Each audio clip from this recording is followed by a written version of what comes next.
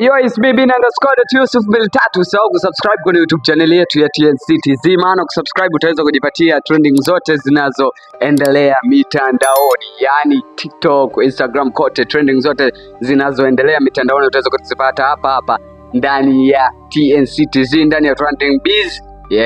Ukiwa nami Bin_Yusuf 23, unaweza kupata hivyo kwenye mitandao yote ya kijamii, yani Facebook, Instagram, TikTok, thread kote unaweza kunipata hivyo kama Bin_Yusuf 23, yani 23.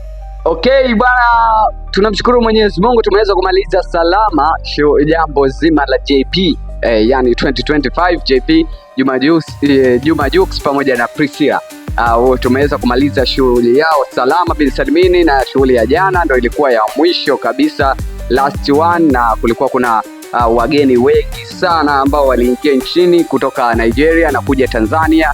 Diamond Platnumz akatoa sifa nyingi pale kuwa ametuheshimisha hivi na hivi, mambo yakawa ni mengi sana, fashion ikawa ni ya nguvu sana. Ni jambo la kumshukuru Mwenyezi Mungu, watu waliwaka sana.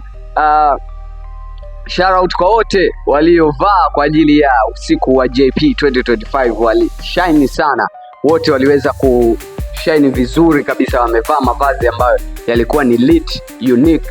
Watanzania walionyesha kutokana na kulikuwa kuna ugeni mzito, so wakaamua waonyeshe juhudi zao kwenye upande wa mavazi, yani kwamba sio kinyonge. Lakini sasa jambo ambalo liliweza kuwashangaza walio wengi ni kwamba Diamond Platnumz aliweza kuingia na crew yake kina Stukiz, kina Divoice na wengine ambaye ni washikaji zake, alafu hakuingia na Mami Lolo. Nikiongea hivyo nadhani mtakuwa mnanielewa, yani namzungumzia Zuchu. Hakuweza kuingia naye, na Zuchu aliwaka usiku ule, alivaa moja kati ya mavazi makali sana aliwahi kuvaa Zuchu, ikiwemo na jana usiku. Lakini jambo ambalo liliwaweka matatani walio wengi, wakidhani kwamba hii kweli uhusiano upo au ndo tayari ushavunjika baina ya wawili hawa, ni kutokana na jana usiku Zuchu licha ya kuto kuingia pamoja na Diamond Platnumz, na wote walikwepa holini na ukiachana na hivyo tu, bali kila mtu alikaa kwenye meza yake. Zuchu alienda kukaa kwenye meza nyingine na Diamond Platnumz aliweza kukaa kwenye meza nyingine, yani kiufupi kila mtu alikaa kivyake, kila mtu aendelee na life yake.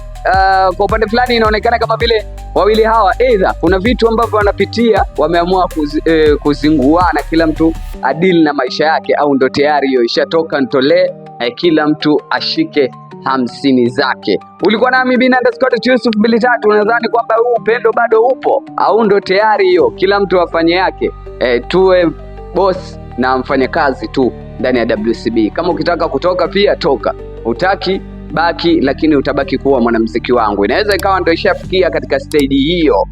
Ulikuwa nami Bin_Yusuf 23. Usahau kusubscribe kwenye YouTube channel yetu ya TNCTZ, maana kusubscribe utaweza kujipatia stories zote na trending zote zinazoendelea mitandaoni. See you until the next time.